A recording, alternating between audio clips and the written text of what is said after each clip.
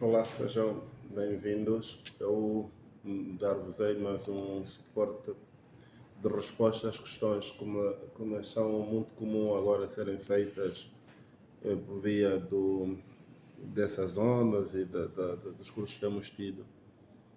Hoje, e talvez vou falar um pouco mais longamente, quero falar-vos um pouco sobre o sistema de regulação e os enquadramentos jurídicos que podem fazer a propósito do setor imobiliário. Como eu tenho estado a vos fazer ver, o direito imobiliário deve ser entendido atendendo as suas cinco ou seis principais matérias. A primeira é o regime fundiário, lei de terras. A outra tem a ver com direito de urbanismo e ordenamento de território, lei de ordenamento de território e essas leis com os respectivos regulamentos.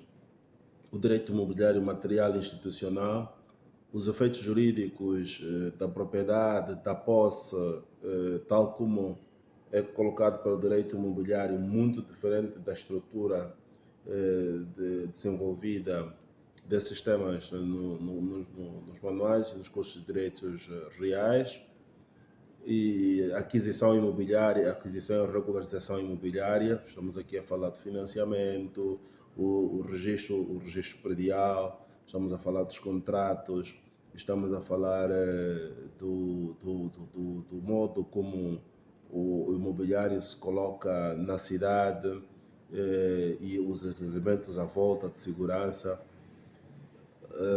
E por último, a propriedade horizontal. Como eu tenho estado a dizer, a propriedade horizontal, do ponto de vista da discussão histórica real e atual, nos mecanismos mais adequados e mais compaginados com o que temos também na nossa legislação, nós desenvolvemos-lo no nosso último livro, que é o Direito Angolano no Contexto. Desenvolvemos aí um tema bastante interessante, que por isso não só recomendamos-vos de tudo o que falamos a lerem o Manual de Direito Imobiliário, mas recomendamos-vos também a lerem este último manual, que é o Direito Angolano em Contexto. Ora, vejamos.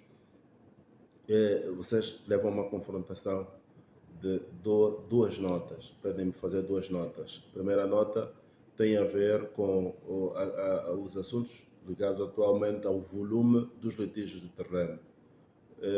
A segunda, os litígios de terreno, solução, e a segunda nota tem a ver com uma espécie de institucionalização de burlas imobiliárias que têm estado a ocorrer, portanto, compliance imobiliário, portanto, projetos de condomínio que projetam, fazem publicidade, as pessoas vão, pagam.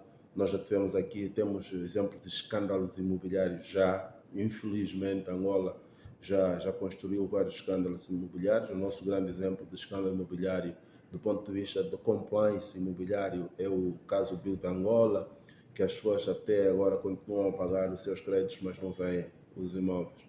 E sobre isso até também há uma solução porque há uma solução residual, porque em algumas situações nós temos os terrenos que foram usados para a publicização dos projetos a serem hoje usados, e a pergunta que se faz, estão a ser usados por quem?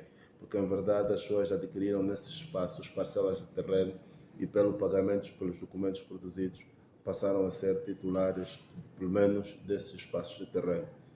Mas voltando à grande questão, a principal nota, eu não podia fazê-lo sem vos dar aqui um enquadramento um tanto quanto extenso ou resumido daquilo que podemos entender no sistema de regulação do direito imobiliário, tal como nos colocam. E também, sem olhar, para chamar-vos a atenção da principal legislação que entronca o nosso sistema de regulação do direito imobiliário. Portanto, é a Constituição, é a Lei de Terras, é a Lei do Ordenamento do Território, sim, mas há outro conjunto de legislação, como é a legislação relativa à venda do patrimônio habitacional do Estado, é a legislação relativa ao, aos regulamentos à volta disso, como é o regulamento ora revogado relativamente aos terrenos da orla costeira, que tínhamos um decreto inconstitucional e ilegal, que foi inconstitucional e ilegal e bastante agressivo até a própria Constituição, que passou para o domínio privado por via de um decreto presidencial.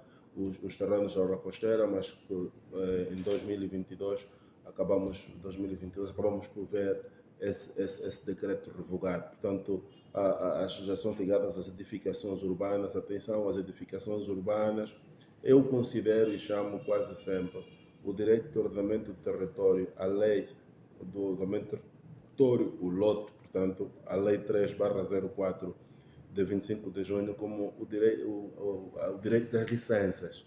Para mim, o direito das licenças. E então, esse conjunto de legislação fazem exatamente aquilo que é essencial saber sobre que devem ter em conta no momento da avaliação da primeira nota, que tem a ver com o crescimento dos litígios, dos conflitos de terra. Deixa dizer-vos o seguinte e dar-vos uma opinião pessoal. A minha opinião pessoal, olhando para o regime aprovado pelo artigo 15º da nossa Constituição da República, que consagra o facto pelo qual a terra é propriedade originária do Estado e toda a panóplia de legislação dela resultante, a lei de terra, nos seus primeiros artigos, dá logo a entender que a questão da propriedade da terra está resolvida. A terra é propriedade originária do Estado. E a própria Constituição, salvo erro, artigo 19,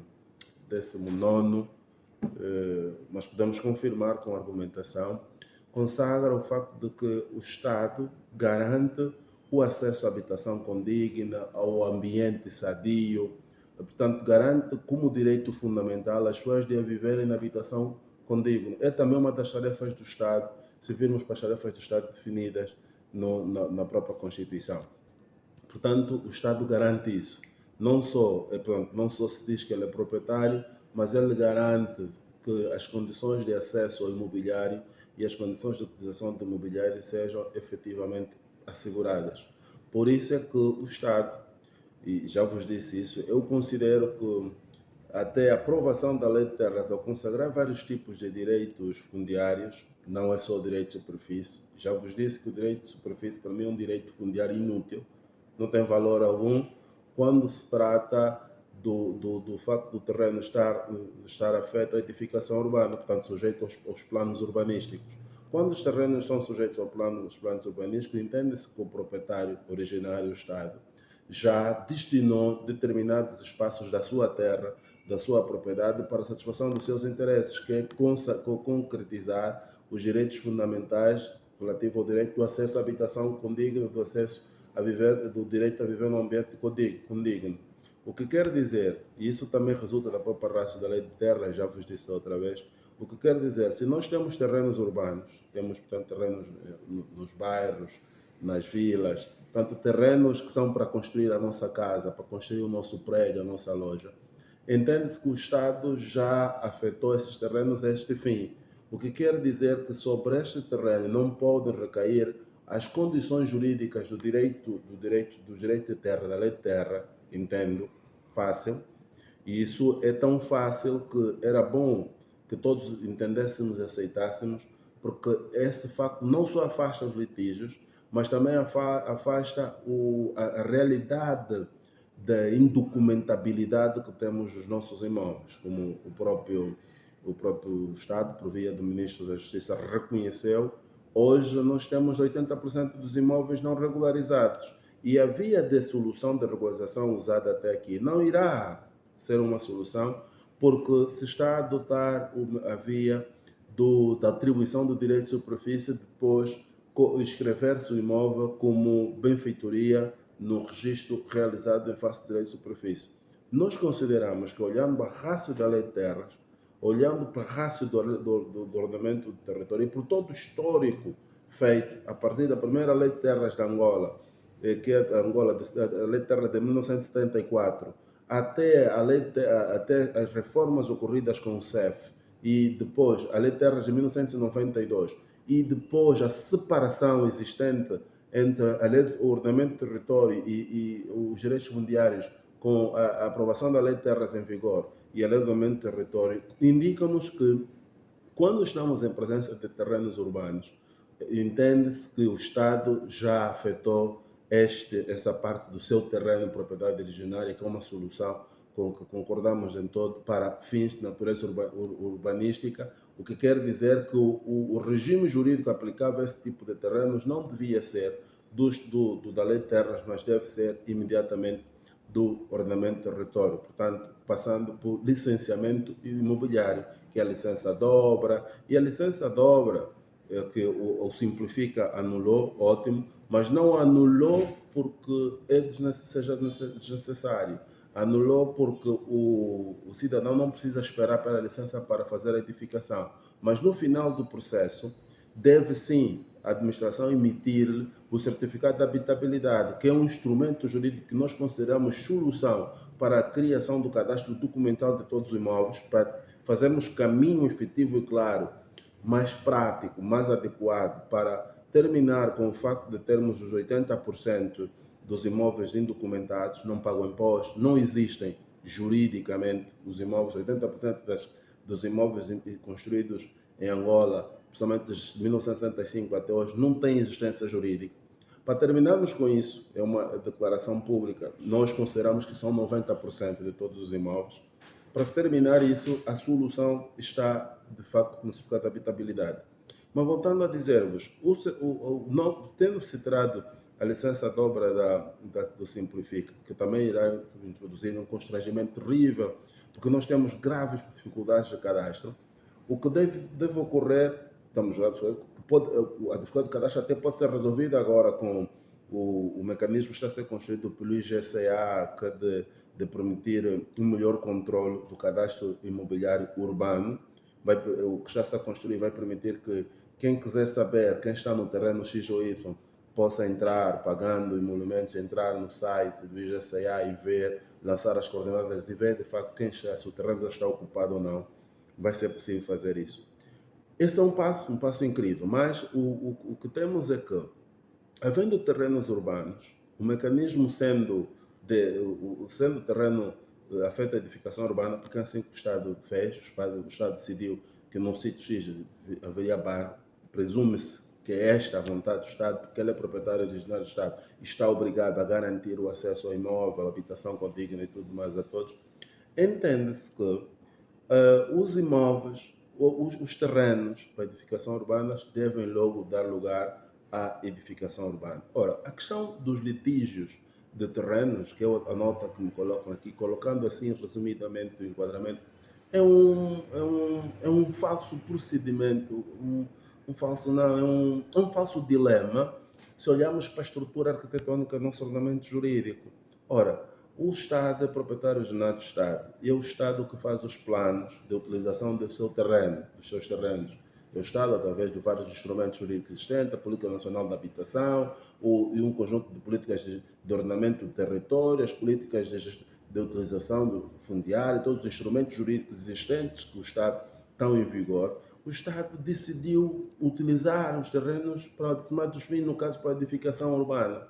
Ocorre, porém, que se um terreno é feito a edificação urbana e o cidadão não faz essa edificação, não está a fazer aproveitamento. Quer dizer, enganou o Estado proprietário, porque o Estado, quando deu para ser cumprido um fim seu, uma necessidade sua, que é de fazer com que todos tenham acesso à habitação condigna, à habitação em condições e tudo mais. As pessoas conseguem os terrenos, vedam ou não vedam, e desaparecem. Anos e anos, passam anos e anos e ninguém diz absolutamente nada. Ora, a reversão para o Estado, olhando para a rácio da lei de terras, quando a lei de terras diz, olha, na concessão do terreno, o requerente particular, o cidadão, deve fazer prova da capacidade adequada e depois tem que fazer prova do aproveitamento efetivo. Quer dizer que quando o Estado lhe concede o terreno, entende-se que fez prova da capacidade adequada, tem que fazer prova do aproveitamento útil e efetivo. O que é o aproveitamento útil e efetivo em termos gerais?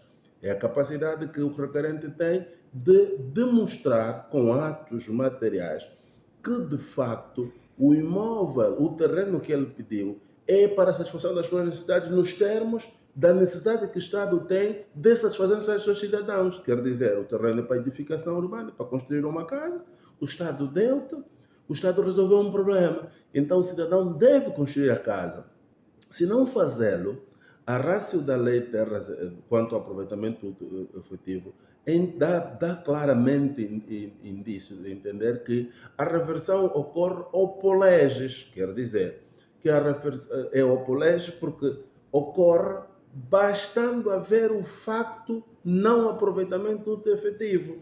Quando é que temos o facto não aproveitamento útil efetivo? Quando no lapso de tempo legal, 3 anos, nesse lapso de tempo, havendo não aproveitamento efetivo, automaticamente o terreno reverte a favor do Estado, competindo ao Estado dispor ou entregar a um terceiro.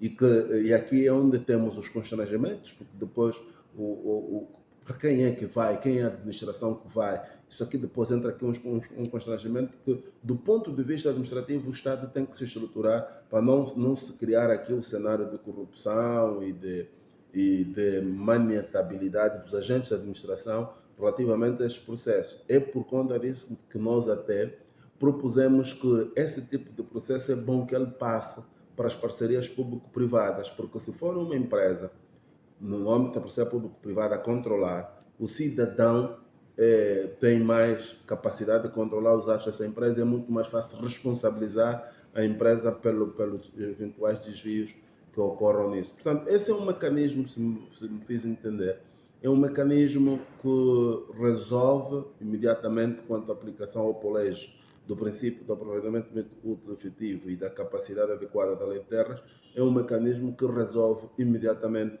alguns desvios que temos de impossibilidade da solução relativas aos conflitos de terra. E ademais, não só seja por isso, isso faz com que os títulos emitidos pela administração, o direito de superfície eventualmente, que é o direito de fundiário inútil, que eu chamo, eventualmente atribuído, não havendo aproveitamento útil efetivo, nem pode servir de prova para impedir que o cidadão que já esteja no terreno, mesmo que indocumentado, não tenha direito ao acesso. Portanto, a prova, a garantia da consistência do direito fundiário, da ratio da lei de terras, não são os documentos, é o aproveitamento útil efetivo. Porque o aproveitamento útil efetivo, repito, é a garantia de que os objetivos do Estado, com aquela utilização, aquele plano que recaiu sobre aquela área, estão a ser cumpridos. E o Estado não devia também, envolver-se nesse tipo de litígio, porque não é um problema do Estado, já é um problema do cidadão, ou porque não manifestou, não revelou, não demonstrou aproveitamento útil efetivo, ou porque, por qualquer razão, é um problema do cidadão que deve depois, e não é problema também dos tribunais, quanto ao efeito da categorização, como tem ocorrido, basta ter direito de superfície, que imediatamente tem o direito. Não, basta ter o título. No caso, não. Para o título ter força, tem de ter aproveitamento útil efetivo. Isso que resulta da ratio da lei de terras, isso que resulta de todos os regulamentos à volta da lei de terras. Quanto aos imóveis construídos como estamos indocumentados, tenho estado a propalar várias vezes que o decreto, deixa eu ver aqui, o Regulamento Geral das Edificações Urbanas, que é o decreto número 13/7, que é um regulamento de ordenamento do território, sem desprimor pela lei número 69, o decreto presidencial número 69/12 de 27 de junho ou de maio, mas é o 69, decreto presidencial 69/12, que é o regime de regularização jurídica dos imóveis destinados à habitação, comércio misto e privado. Mas há um outro decreto, em verdade, que eu gostaria de falar-vos um pouco, que aqui, trazer-vos também aqui, sim, que é o decreto número 2/06, que é o Regulamento Geral dos Planos Territoriais Urbanísticos e Rurais, sem desprimor por outro instrumento jurídico que propõe a criação dos guichês do imóvel. São, pois, os instrumentos que temos aqui que ter sempre em conta que estamos a fazer essa regularização.